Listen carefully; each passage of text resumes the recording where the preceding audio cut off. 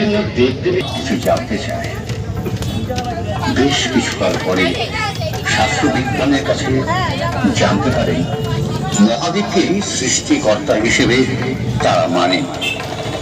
মহাদেবের চন্দ্র থেকে শব্দ এবং তার দেহ সঙ্গে সংযুক্তি রূপায়িত হয় নৃত্যে।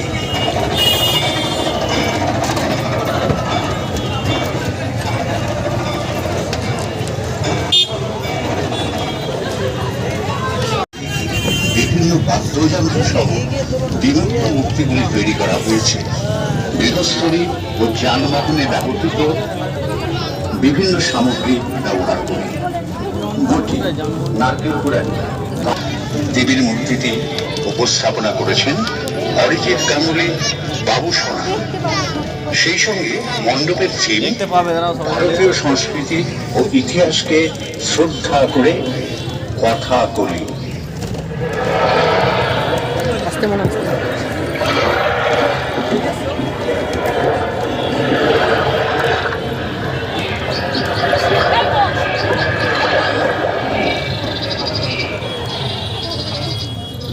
আরব সাগরের তীরে অবস্থিত সুন্দর প্রাকৃতিক সৌন্দর্যে ভরপুর রাজ্য।